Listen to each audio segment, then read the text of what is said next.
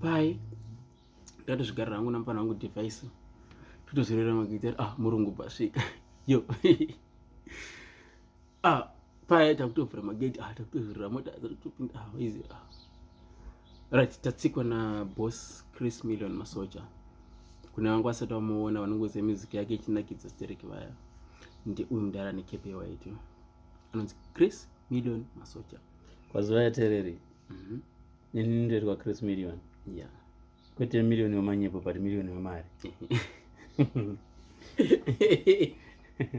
pendi munoriziva rinonzi live wire idzodzi zirutorowa live ndofoka kungozviona hatiridze kaseti.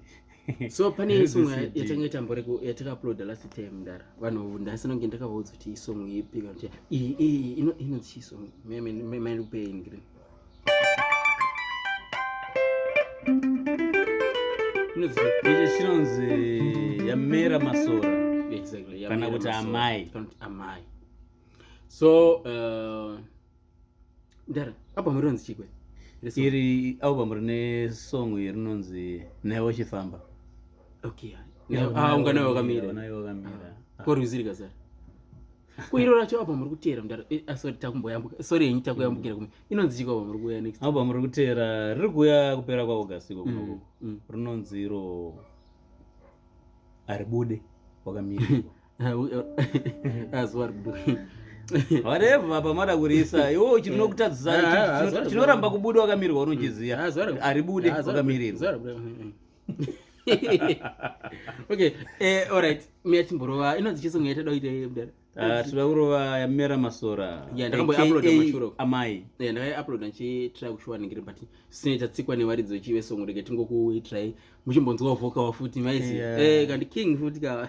Kwete rakabikwa. Ndakupa live pa live aya. Diva andi Divingo. Andidi kuonana na vanhu ini.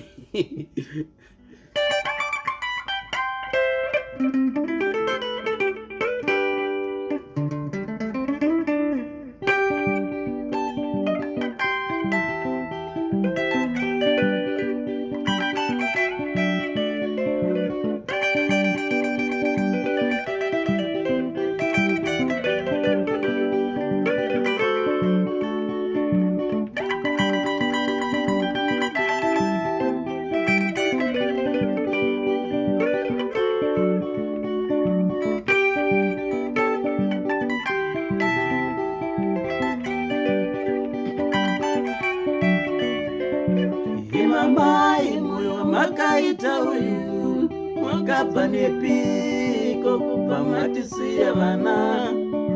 Imamai moyo makaita uyu mwakabva nepiko kubva matirasa vana. Maiti wani kana mufamba rwendo maitisira vepedyo tarirai vana vangu ava. Maiti wani kana muende kure maitisira vepedyo ndine mazuva ndisipo.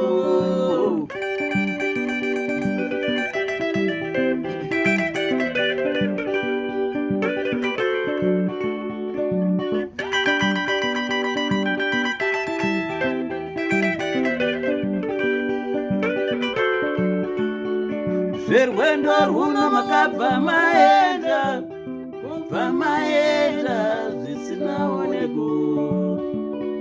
Zverwendo rwuno makabva maenda kubva maenda zvisinaoneko mai.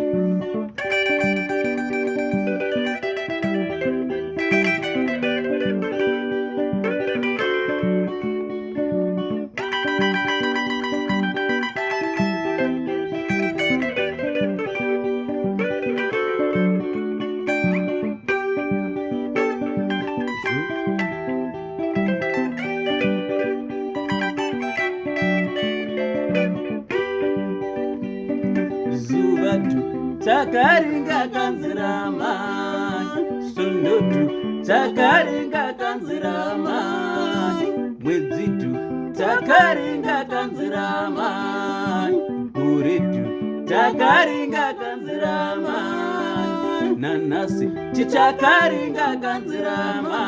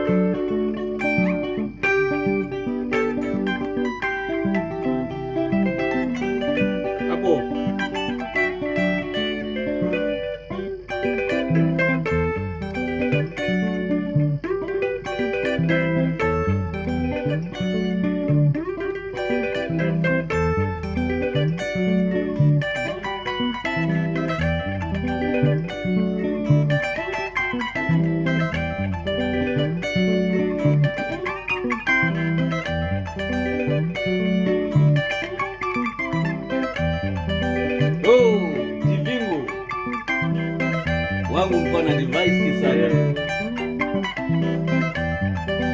alongside teacher Longilo.